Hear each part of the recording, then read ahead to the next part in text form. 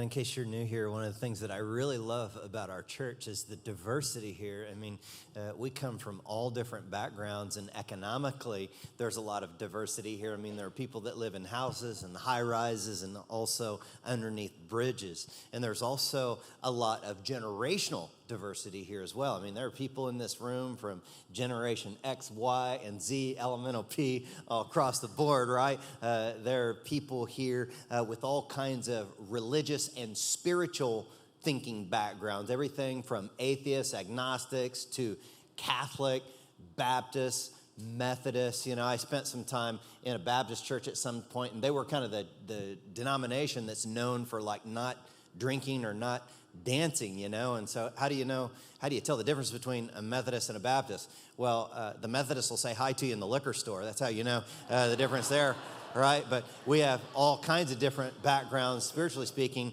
represented here. And all of you have been exposed to all these different kinds of churches, you know.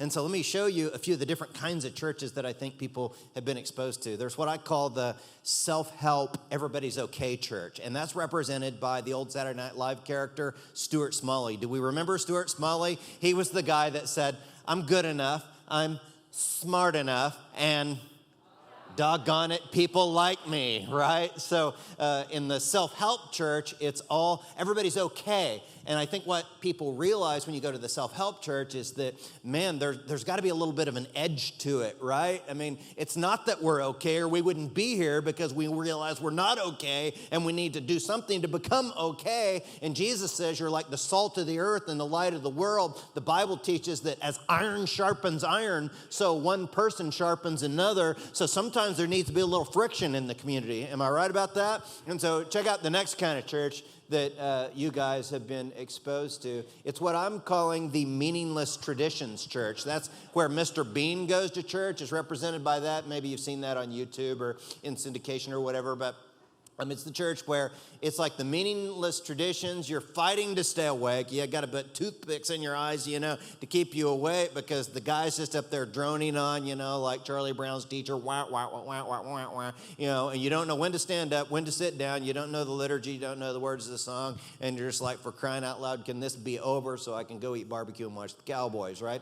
Well, here's the next kind of church is what I'm going to call the boycott church. And this church is represented by the water boy's mom. Remember her? Everything's of the devil. And so this kind of church, they boycott everything and everyone. They're way more known by what they're against than what they're for, right? And what happens is a boycott church person comes into our church and they're like, hey, you should be picketing this or you should be boycotting these people. And we say, no, we would prefer just to love people, you know, kind of like Jesus says, you'll be known by your love, you know, and then they start boycotting us. That's what happens. So the last kind of church that some of you have been exposed to is what I'm going to call the charismaniac church, okay? That one is represented by Steve Martin in that movie from back in the day, Leap of Faith, you know, it's this crazy, wild, charismatic experience. And what happens is you go into that church, you know, you don't know how to do the church drill, and you walk in there and you see all these people speaking in tongues, right? It's like, shirabara handa bada bada kia, you know? And so you're just like, what's going on there? Well, it's like Paul says in 1 Corinthians, like, if unchurched people or people from the outside come in and they hear everybody speaking in tongues, they're going to think you're all crazy. And that's exactly indeed what happens. You know, you walk into that charismaniac church and you're like, this is cray-cray. I'm getting out of here before they freak out my children. But what you know that there are certain parts of all of these different churches that are good. But what we want you to understand here is that in all our diversity, we're trying to help spiritual investigators know God. We're trying to make it understandable for people who don't come from a church. And so we're not trying to just reach people who are mad at their pastor or mad at their church and get people from other churches and swap sheep. What we're trying to do is help people who feel far from God become fully devoted followers of Jesus. And one of the things that you've noticed this year is that we've had a lot of baptisms. I mean, I think we've had over 200 people that have come to faith in Jesus here at this church and been baptized in the recent years. And at this service and the 11:30 service, it's getting a little tight. And some of you have asked me, Doug, what are we going to do about our growing church? I mean, because we got a small space here, what are we going to do? Well, what we're praying about is, God, would you provide us with a larger space so we continue to grow? In addition to that, we're going to help Pastor Humby plant a church next year somewhere else here in the inner city. So it'll be another church, right? So in addition to all that, in December, I'll be introducing you to a new pastor that's going to be a part. I'm not going anywhere, but another pastor who's going to help us train 150 leaders to make an impact in our tribe groups. But what we've said is that we've come from all these different backgrounds, right? And we've come with this one unity of purpose. It's really important for us to understand a clear-cut direction that we're going. And here it is in our transforming idea.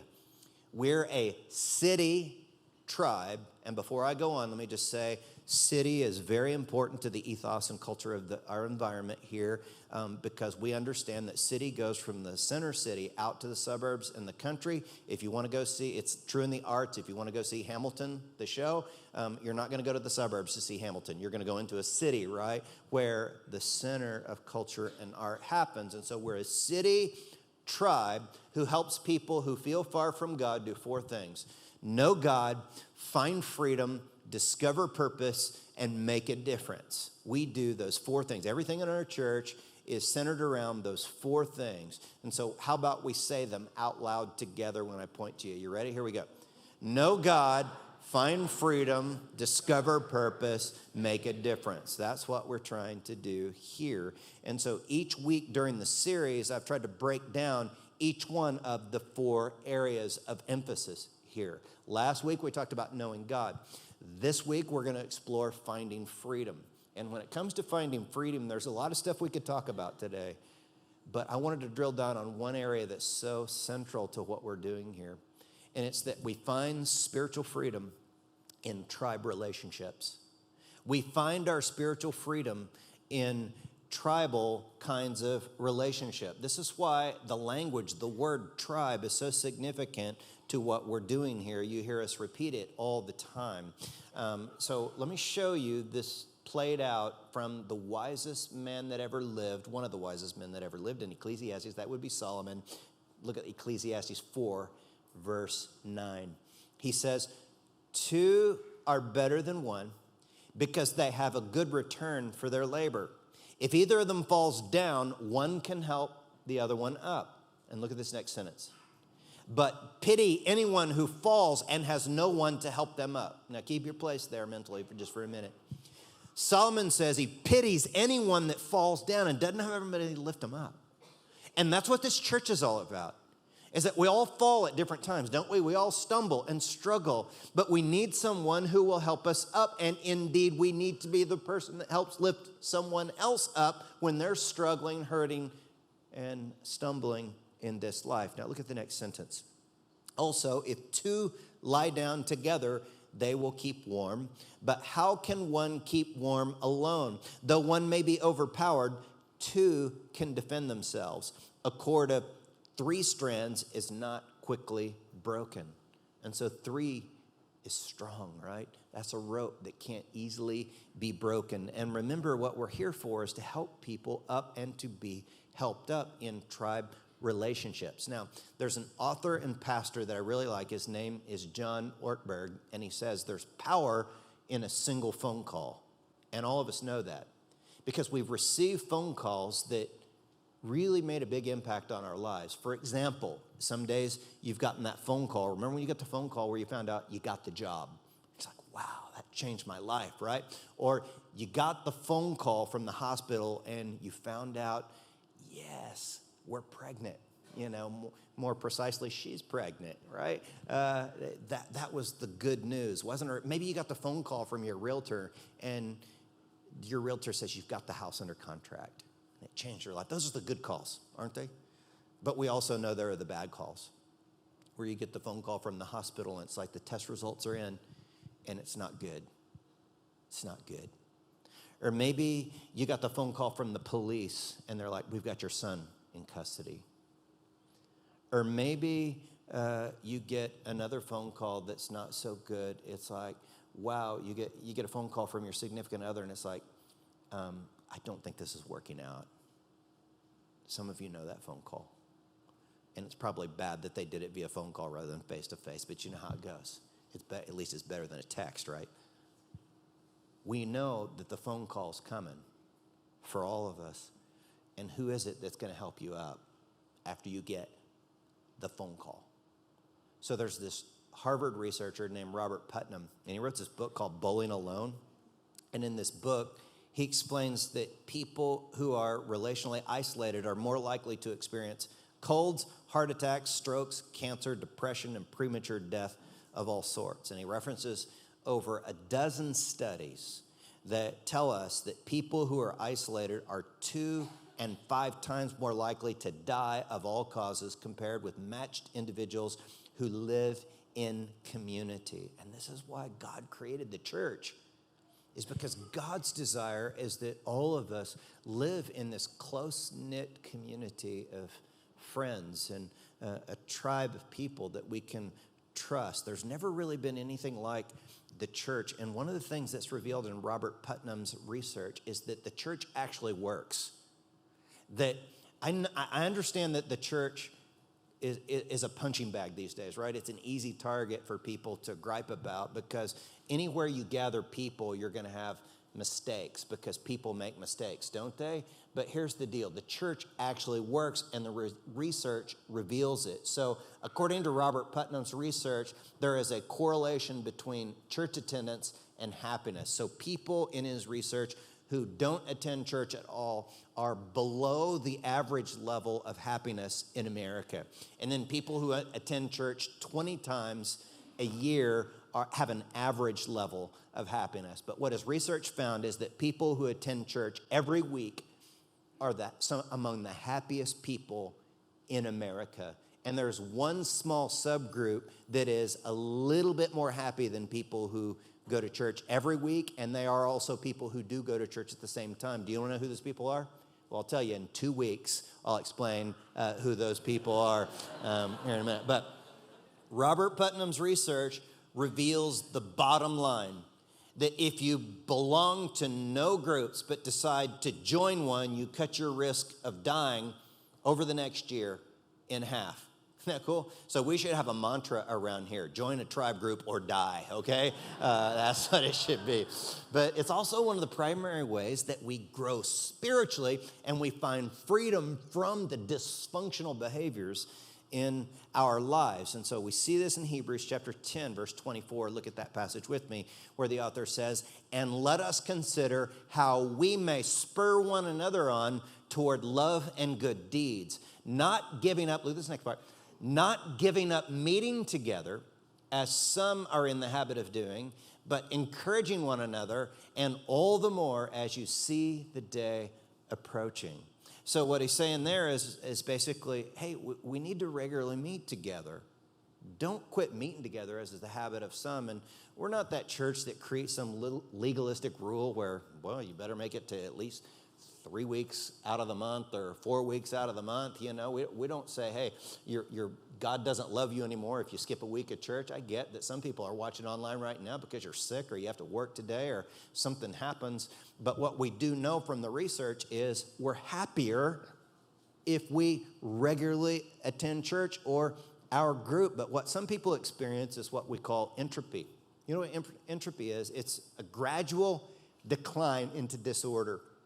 And I've had this conversation once, I think it's probably been 100 times, is that people will come to me and they say, "Pastor Doug, you know, I don't know what happened, but I just feel like my life is in disarray, and spiritually speaking, I don't feel this connection to God."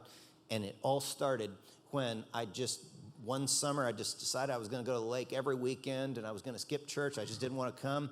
And then I just found myself skipping church regularly, and now I feel kind of empty on the inside. And it's just this principle of entropy. We're made to gather together. It's kind of like that coal in the fire that gets separated from the rest of the coals, and it starts to turn gray and ashy. But if you take the tongs and move it over next to the other coals, it lights up again and it starts to glow again. And for some of you, it's time. You know, you happen to wander into church today, but it may be time to get your glow back. You know what I'm saying? And get back to the rest of the the fire, see, to start glowing again, because there's something about gathering with God's people and worshiping him and connecting and interacting with other people that helps us to become happy. But last week, I was talking about tribes, and I mentioned this book that was meaningful to me. And it was written by Sebastian Junger. It's not a Christian book, but it's called Tribe on Homecoming and Belonging. In this book, the author, Sebastian Junger, talks about how the white people in the early American history were regularly leaving their settlements to join with the Indian tribes. And the reason they did that is because they loved the close-knit community and the interdependence of the tribes. But his further research explains how a lot of American war veterans come home and they can't function properly at home. They experience high levels of PTSD. And you know why some of them wish that they could go back to battle is because they miss their platoon. They miss their tribe. People that they knew they could depend on. And they would rather go live in awful conditions in dangerous places than to be in a safe place here and not be connected to their brothers, their sisters, see? You know, he compares Israel to the United States and shows how PTSD among soldiers from Israel is only 1% of their soldiers. And here it's 15%. And part of the reason for that is because everyone in Israel has to serve in the military. And so when soldiers come back, the rest of their community understands what they've been through and they can relate, you know. But you know another reason for that is that the Israelis are more communal. In fact, when they were first formed, if you were to go back in the Old Testament, the Bible, when the nation of Israel started, they were organized into groups called what? Tribes. That's why they're known as the 12 what? Tribes of Israel, see? And we were made to be interconnected in these relationships with brothers who've got our back, sisters who will lay down their lives for us and be in community with us. And you know, the one thing that was really sad to me about Sebastian Junger's book, it wasn't any of the content in the book, but it was an interview I heard with him. Since I was interested in the book, you know, I watched the video interview. And the interviewer asked Sebastian Junger, he said, well, in light of all your research, how do you live in this tribal kind of community? And you know what he said? He said, well, in our society, it's really hard to live that way. So basically what he was saying, he kind of hem-hawed around a little bit. He's saying, I did all this research, but I don't do it, is what I was hearing. Isn't that sad? That a guy sees the research, he knows what we know from the scriptures, but he doesn't do it because it's hard these days, see? Is it any wonder that our people are living in these epidemic levels of depression and anxiety and struggles? Is we're not living the way God wired us to live. And look, I didn't spend, you know, this teaching today is not one where I'm like spending an hour breaking down a Greek word on the meaning of community. And those of you that have read your Bibles know that we could go through the whole Bible and we could spend another 2 hours or so, if you would sit here that long, to study how we're supposed to be in relationships with each other. We know that it's true. We all know that. But this isn't a service where I'm trying to get you to know something. I want you to do something, see? And I'm doing it myself. So you say, well, Doug, what are you asking me to do? Well, I want to break it down real simply. And you can really sum it up in one thing. After the service today, I go meet with Humby at the table, and he'll help you get into the tribe. But here are 3 manifestations of this. Number 1, he'll give you the tribe menu. And you know what you do? You just look through the menu and you pick one. I mean, some of them are classes, some are groups that meet in homes. They're all over the map, right? But we consider them all tribes, even though some may be considered like classes, others are groups of every sort. But I want to encourage you in this, is that when you pick one, sometimes you'll pick one and you'll go to that one and you don't connect or resonate with it, and you think, oh, you throw the baby out with the bathwater and don't go to any group. Well, sometimes you'll go to one and it's not a fit for you. Well, just try another one. I want to encourage you to keep trying them until you find the exact group that's best for you. But number two, he's starting new tribes today, and some of you can fill up those brand new tribes that are starting right now this week. But number three, here's one: identify your already existing tribe and become what we call a tribal catalyst. For some of you, the regular organic rhythms of your life don't lend themselves to getting involved in a particular class at the church or group at the church, but you're already in community with particular people. And if you would be a catalyst or initiate spiritual conversation among that group of people, you'd have yourself a tribe. And some of you say, well, wait a minute, Pastor Doug, but that's not one of the official church ones. I don't care. You know why pastors like to count? They like to have everybody do what's in their church or whatever so they can count their numbers and brag to their pastor friends about how many people are in groups and stuff like that. But look, there's no time for that. We would just want you to be in these relationships so that you can be healthy spiritually. And some of you can become a tribal catalyst with the group of people that you're already connected with. And you say, well, how do I do that? Well, let me show you an acrostic. You may want to peck this into your phone or whatever, but it's acrostic tribe. The T in tribe stands for teaching. There probably needs to be some teaching in your group. So the way that you can get at that, like the group I go to right now, sometimes I just read through the Bible and talk about it. Currently, we're going through this 8-week video series on the prophetic.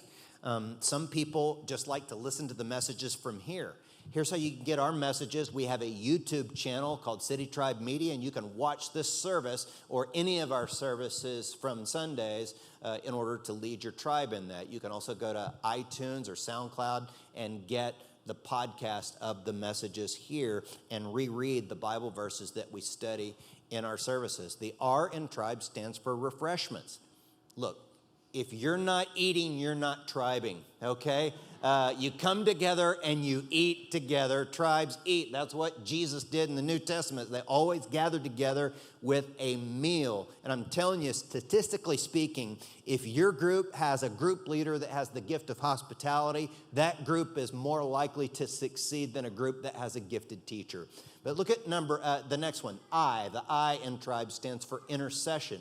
That's just a word that means prayer. And when someone has a need, you gather around that person, you ask permission to put your hands on his or her shoulders, and you pray for them and ask God to heal them and work in their lives. But the B in tribe stands for be the church. You be the church to each other. Like, for example, we have these child dedications today. If someone in your group has a new child and your kid's already grown a little bit and you don't need those baby clothes, give them your baby clothes. We meet each other's needs. There's one tribe that started just with the purpose of being the church. It's called The Bridge, and the whole purpose for them to serve people that are living on the streets with clothes, food. This weekend, they gave people haircuts, portable showers, and service dogs to help out, right on? And so this is what being in a tribe is about. But the E in tribe stands for encourage. Remember earlier we read from Hebrews, and it said it's an emphasis. Encourage one another. Because we all know that it's a tough world out there where people aren't encouraging us, are they? You ever go to work, and people just tell you how nice you are and how much no, they don't do that.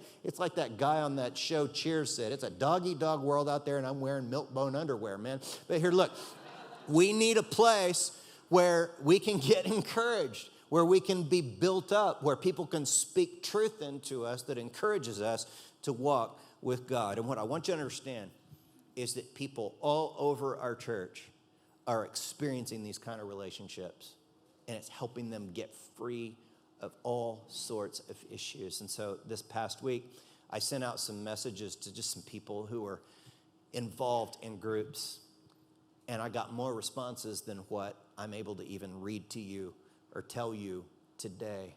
And I just sat in my office this past week crying because it landed on me the weightiness and the importance of what we're doing here and how it's making an impact on lives. And rather than me speak it in my words, I'm going to read the impact of these groups from people's real testimonials. So this is Allie. Allie says, I witnessed a friend living a life of sobriety from alcohol, and it was inspirational and challenged me to do the same. 7.5 months later, I'm still sober because his testimony and support gave me hope. You really are the average of the 5 people you surround yourself with. Now take a look at what Tim says. Tim said, my tribe is constantly reminding me that God has a plan for me and my family. When I'm dealing with anxiety, they are there to support me through it week in and week out without judgment. Isn't that great? And then here's what Ben says. I was angry 24 hours a day at myself, my wife, and at God. My anger came out a lot when meeting with our tribe. I was not fun to be around. They showed us love and compassion by welcoming us into the tribe. Our marriage is strong today and would not be so without and he calls it his family. That's a combination of friends and family there, right? But then there's Mary. Look at what Mary says. I was able to disclose and release an incident of sexual abuse. I learned to forgive my mother, and who I reconciled with after 35 years. I never felt judged, and I was able to finally free myself of the many skeletons in the closet. I finally feel free and blessed to have such a close connection with Jesus. And then finally, there's Jessica. And Jessica said, I grew up in a household where abuse of drugs and alcohol and abuse of each other was normal. My mom would frequently tell me that she wanted to abort me. My tribe, even though they knew the worst things about me, things that I held with great shame, like the extent of the abuse and the most terrible things that I had done, they loved me and they had unconditional love for me through Christ. The greatest thing I got through my tribe was worthiness, a deep value that only God can give.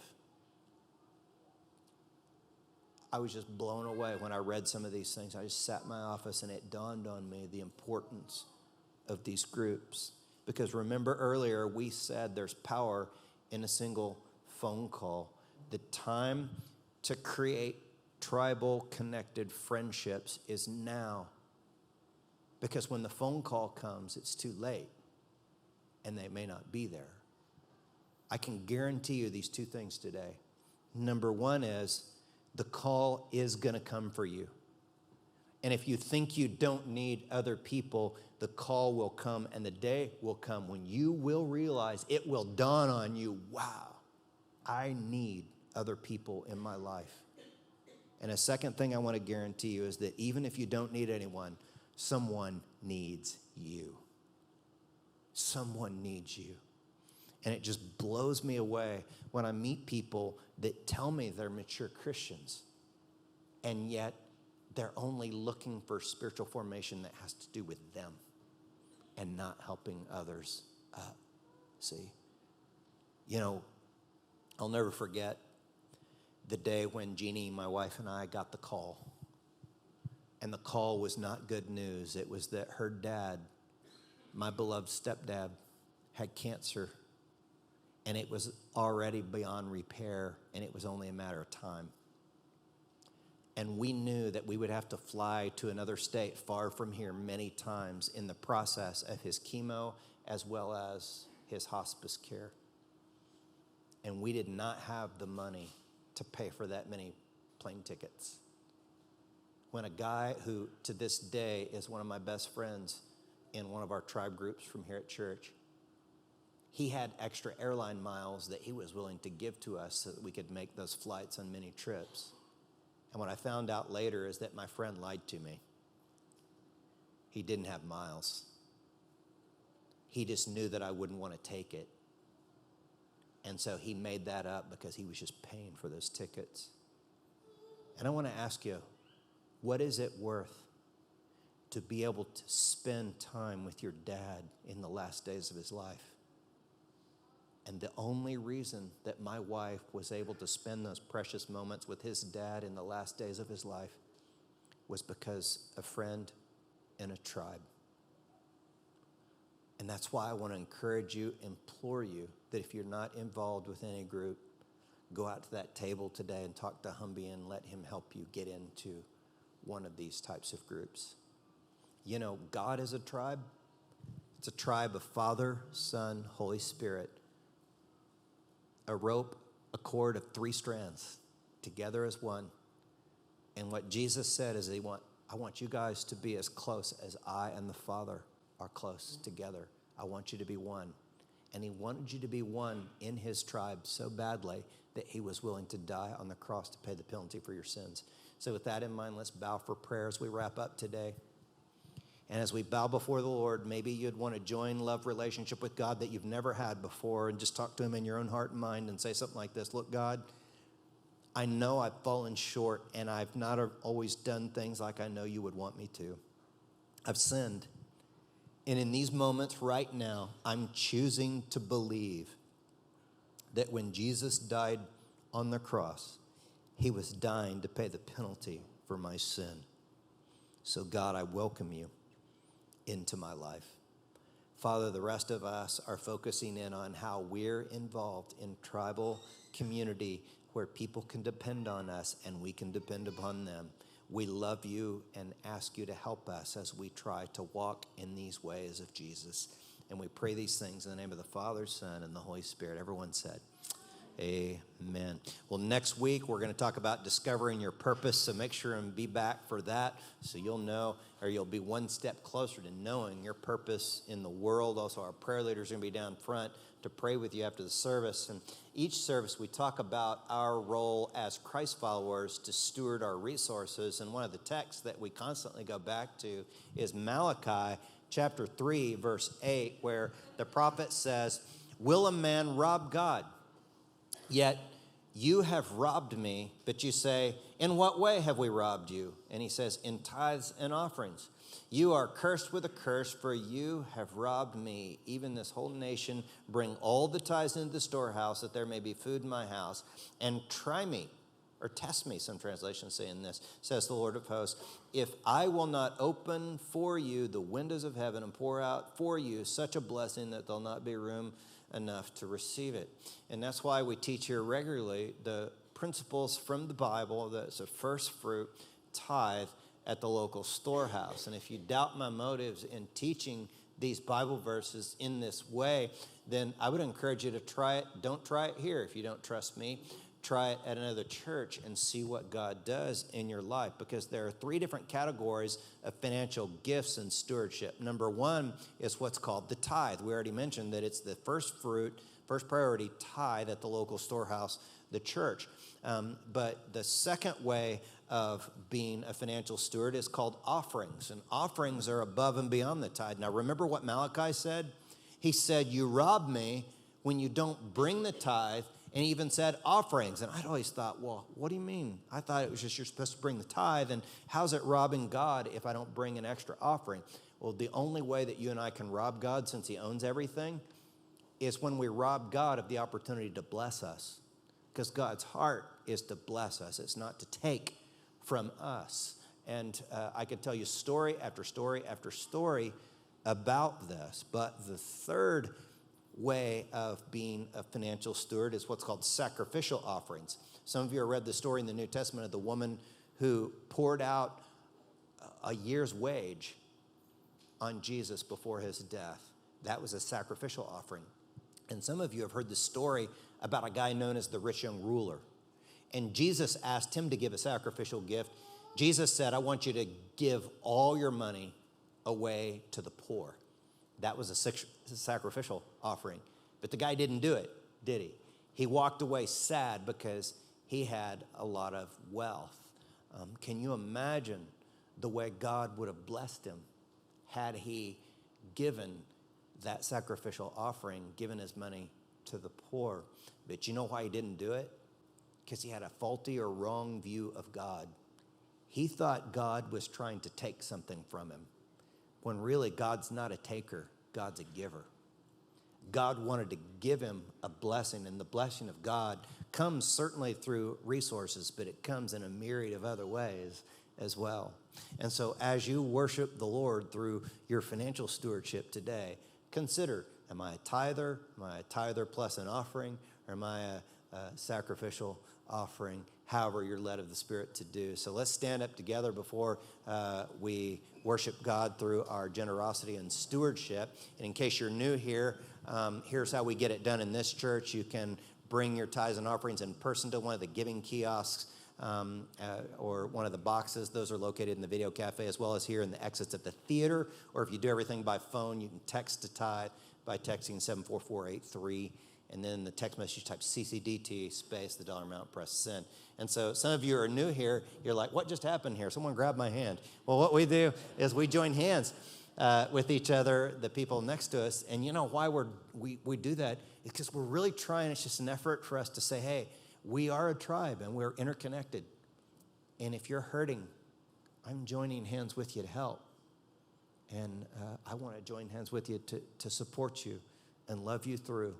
And man, I can tell you story after story of people here who have gone through significant, hurtful times where each time they grab a hand, they feel loved and supported here. Did you know that during this benediction sometimes is the first time all week some people in this room have experienced physical touch from another human being? And that's significant, isn't it? So let me speak these words over you. And I hope these words will be true of you as you walk from here.